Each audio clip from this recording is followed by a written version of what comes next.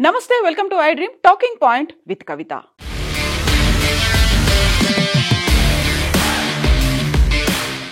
ధర్మస్థలాలో mass burial కి సంబంధించినటువంటి ఒక ప్రోపగాండా అనేది జరిగింది. నెగటివ్ గా దాని మీద ఏదో జరగబోతోంది అనేటువంటి సమాచారం ముందస్తుగానే ఇంటెలిజెన్స్ రూపంలో ప్రభుత్వానికి అందింది అనేటువంటి ఒక బ్రేకింగ్ వార్తని కేంద్ర హోంశాఖ మంత్రి అమిత్ షా వెల్లడించారు. 2023లోనే ధర్మస్థల తీర్థక్షేత్రం చుట్టూ ఇలాంటి ఒక కాన్స్పిరసీ థియరీ, ఒక నెగటివ్ గా క్యాంపెయిన్ జరగబోతోంది అనేటువంటి సమాచారాన్ని 2023లోనే కర్ణాటక రాష్ట్ర ప్రభుత్వానికి రాష్ట్ర ఇంటెలిజెన్స్ డిపార్ట్మెంట్ సమాచారాన్ని అందించింది. అయినప్పటికీ ఎందుకు చర్యలు తీసుకోలేదు? ఈ మాటలు స్వయంగా కేంద్ర హోంశాఖ మంత్రి అమిత్ షా తనని కలవడానికి వచ్చినటువంటి కర్ణాటకకి చెందినటువంటి వివిధ మఠాలు, పీఠాలకు సంబంధించినటువంటి మఠాధిపతులు, పీఠాధిపతులతో తను వెల్లడించినటువంటి సమాచారం. యాక్చువల్గా సిట్ చేసినటువంటి దర్యాప్తు నేపథ్యంలో అక్కడ మాస్ బరియల్ జరగలేదు. చిన్నయ్య కూడా ఎవరైతే మాస్క్ మ్యాన్ గా ఉన్నాడో, ఎవరినైతే భీమాగా పరిచయం చేశారో ఆ చిన్నయ్య ఇచ్చినటువంటి సమాచారం అంతా ఫ్యాబ్రికేటెడ్ సమాచారం, ఫాల్స్ ఫైల్స్ ని పెట్టుకొని, ఫాల్స్ డాక్యుమెంట్లను పెట్టుకొని ఇంత పెద్ద కథని, తతంగాన్ని నడిపించారు. ఎన్ఐఏకి అందించాలి అంటూ పీఠాధిపతులు, మఠాధిపతులు అయితే కేంద్ర హోంశాఖ మంత్రిని కలిశారు.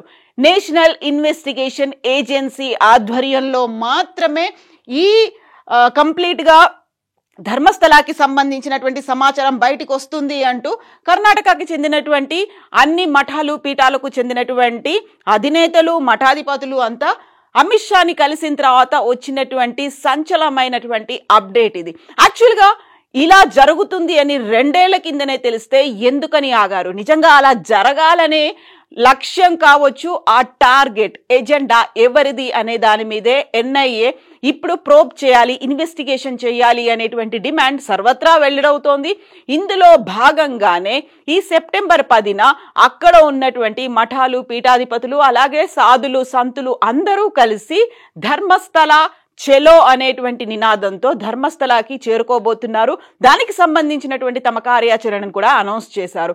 సనాతన్ సంత్ నియోగాగా ఏర్పడినటువంటి ఈ మఠాధిపతులు అందరూ అమిత్ షాని కలవడానికి వెళ్లారు. ఇక ఇప్పుడు మనకు స్క్రీన్ మీద కనిపిస్తున్నటువంటి ఈ జైన్ మాంక్ పేరు గుణాధర్ జైన్ మహారాజ్. ఇతను కూడా అక్కడ హుబ్బాలీలో ఉన్నటువంటి జైన పీఠానికి అధిపతిగా ఉన్నారు. తను చెప్తున్న దాని ప్రకారం అయితే పెద్ద ఎత్తున కేవలం ధర్మస్థల చుట్టూ మాత్రమే కాదు, అక్కడ కర్ణాటకలో ఉన్నటువంటి మఠాలు, పీఠాలు, పుణ్యక్షేత్రాలు, తీర్థక్షేత్రాలు వీటన్నిటి చుట్టూగా పెద్ద ఎత్తున మ్యాసివ్ గా క్యాంపెయిన్ జరగాలనేటువంటి ఒక లక్ష్యం, ఒక టార్గెట్ ఎవరిదో తేల్చడానికి ఎన్ఐఏని ఉపయోగించాల్సినటువంటి అవసరం ఉంది అనే దాంతో పాటుగా సనాతన్ సంత్ నియోగాతో పాటుగా ధర్మస్థల చెలో దానికి సంబంధించినటువంటి కంప్లీట్ యాక్షన్ ప్లాన్ అయితే అనౌన్స్ చేశారు. ఇక దీంతో పాటుగా ఈ మధ్యన డెవలప్మెంట్స్ అనేవి అయితే కనిపిస్తున్నాయి. చిన్నయ్యను అదుపులోకి తీసుకున్నటువంటి ఇన్వెస్టిగేషన్ ఏజెన్సీ తన రిమాండ్ని మళ్లీ పొడిగించింది. సెప్టెంబర్ 7th వరకు తను రిమాండ్లో ఉంటాడు. అక్కడ జ్యుడిషియల్ ఎంక్వైరీ అనేది కూడా జరుగుతోంది. ఈ నేపథ్యంలోనే అమిత్ షా దగ్గర నుంచి తమకు క్లియర్గా కొన్ని సందేశాలైతే అందాయి, కొన్ని ఇండికేషన్స్ ని అమిత్ షా మాకు ఇచ్చారు అనేటువంటి మాటని సనాతన్ సంత్ నియోగా అయితే చెప్తుంది. యాక్చువల్గా ఇలా రిలీజియస్ ప్లేసెస్ కి సంబంధించి మిస్లీడింగ్ కంటెంట్ కావచ్చు, మ్యానిపులేటింగ్ కంటెంట్ అనేది ఎలాంటి ఫ్యాక్ట్స్ లేకుండా రావడాన్ని వ్యతిరేకిస్తూ దానికి సంబంధించి కఠినమైనటువంటి చర్యలు తీసుకునేలా ఒక లెజిస్లేషన్ ను కూడా పాస్ చేసే దిశగా మేము ఆలోచనలు చేస్తున్నాము అనే మాట సంత్ నియోగాకి సంబంధించినటువంటి తనను సంప్రదించడానికి వచ్చినటువంటి సాధులు, మఠాధిపతులకి అమిత్ షా చెప్పినట్టుగా సంత్ నియోగా అయితే అనౌన్స్ చేసింది. ఇక దీంతో పాటుగా చిన్నయ్యని రిమాండ్ తీసుకున్నారు. అలాగే ఇంకొక చిన్నయ్యతో పాటుగా జయంత్ అనేటువంటి ఇంకొక సాక్షి కూడా, తనని కూడా విజిల్ బ్లోయర్ గా అభివర్ణించారు. ఆయన్ని కూడా సిట్ క్వశ్చన్ చేస్తోంది. యాక్చువల్ గా అదంతా ఫ్యాబ్రికేటెడ్ గా జరిగింది. ఒక ఫాల్స్ డాక్యుమెంట్స్ ని తీసుకొచ్చి ధర్మస్థల చుట్టుగా ఒక నెగటివ్ ప్రొపగాండాని బిల్డ్ చేశారు. కాబట్టి చిన్నయ్య అదుపులో ఉన్నాడు. ఆ తర్వాత సిట్ దగ్గరికి రెండవ సాక్షిగా తనంతట తాను ముందుకొచ్చాడు. ఆర్టీఐ కింద ధర్మస్థల మాస్ బరియల్స్ కి సంబంధించినటువంటి ఆర్టీఐని నేను చేశాను, దాంట్లో జరిగినటువంటి అవకతవకలు కావచ్చు, లేకపోతే అక్కడ అన్ఐడెంటిఫైడ్ డెత్స్ కి సంబంధించినటువంటి రిపోర్ట్ ని తగలబెట్టారు అని చెప్పినటువంటి జయంత్ను కూడా సిట్ విచారించింది. దీంట్లో భాగంగానే అక్కడైతే ఇంత పెద్ద ఎత్తున ప్రొపగండా జరగడానికి, ఒక నెగటివ్ క్యాంపెయిన్ జరగడానికి అక్కడ లోకల్ గా ఉన్నటువంటి కొన్ని సోషల్ మీడియా అకౌంట్స్ కావచ్చు, లేకపోతే యూట్యూబ్ ఛానళ్ళకి సంబంధించి ఫారెన్ ఫండింగ్ ఏదైనా ఉందా అనేటువంటి యాంగిల్లో కూడా ఈడీ చేత కూడా విచారణ జరిపిస్తాం, ఎన్ఫోర్స్మెంట్ డైరెక్టరేట్ కూడా ఇందులో ఇన్వాల్వ్ కాబోతోంది అనేటువంటి సమాచారాన్ని అమిత్ షా సనాతన్ సంత్ నియోగా ప్రతినిధులకు వెల్లడించినట్టుగా మనకు అందుతున్నటువంటి వార్తల్ని బట్టి తెలుస్తోంది.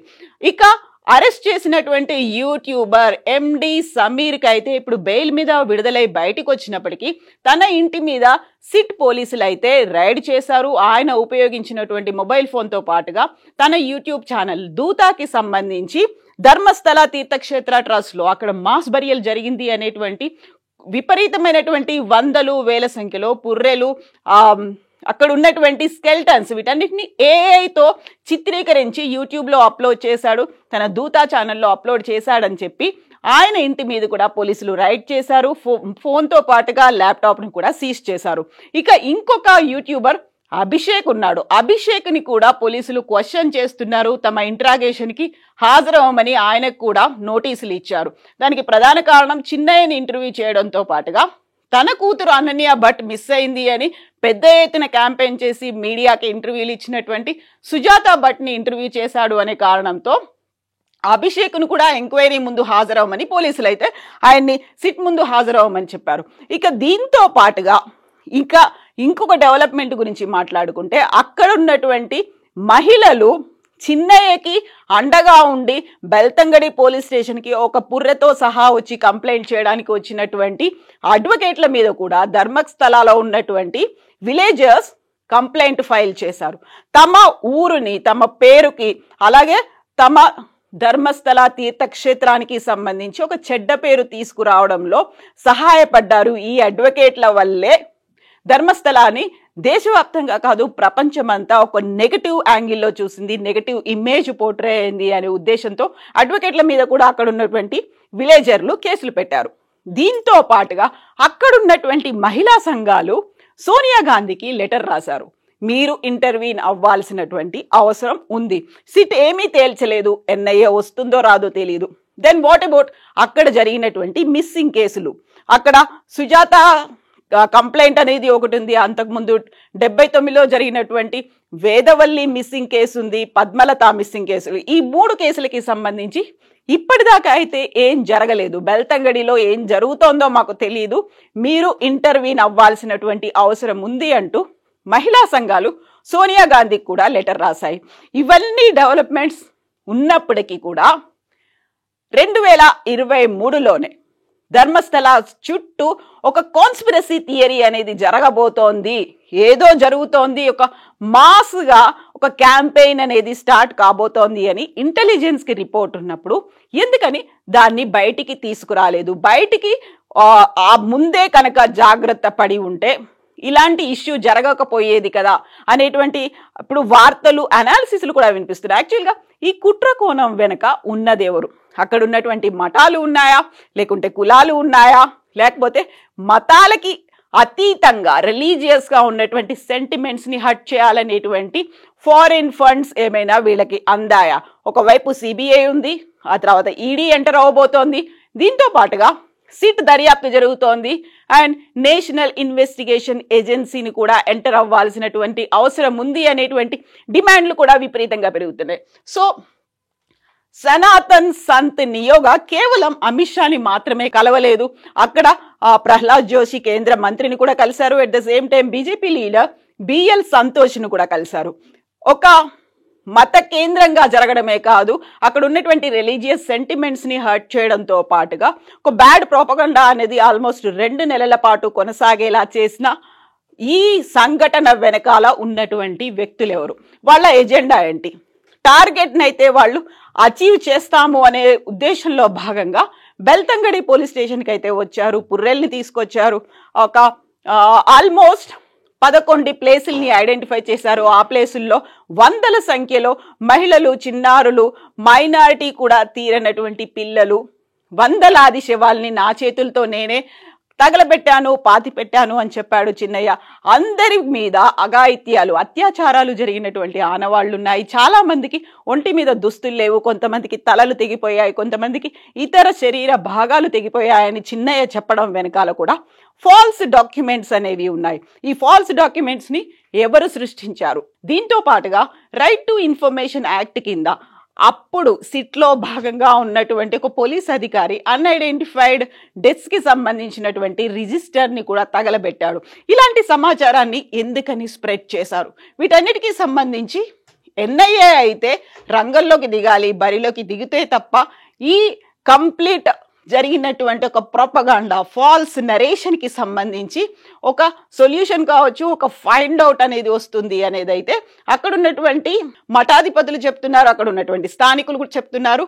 రాజకీయాలకు అతీతంగా జరగాల్సినటువంటి ఇన్వెస్టిగేషన్ గా దీన్ని అయితే అభివర్ణిస్తున్నారు. మరి 2023లోనే ఇంటెలిజెన్స్ ఐడెంటిఫై చేస్తే 2 ఏళ్ల పాటు దాన్ని ఎందుకు తొక్కిపెట్టారు? ఇలా ఒక మాస్గా క్యాంపెయిన్ జరగకుండా ఎందుకని అడ్డుకోలేకపోయారు? దీని వెనకాల రాజకీయాలున్నాయా? డబ్బు, పలుకుబడి, అధికారం ఉందా? లేకపోతే కులాలు, మతాలు కూడా ఉన్నాయా? మీరేమనుకుంటున్నారో కామెంట్స్ రూపంలో తెలియచేయండి. నిజంగా ప్రస్తుతం ఉన్నటువంటి సమాజం దేనికి ప్రయారిటీ ఇస్తుంది? ఆర్థిక సంబంధాల చుట్టూ మాత్రమే తిరుగుతుంది. మళ్ళీ ఎన్నికలంగానే చాలా విరక్తి కలుగుతాం.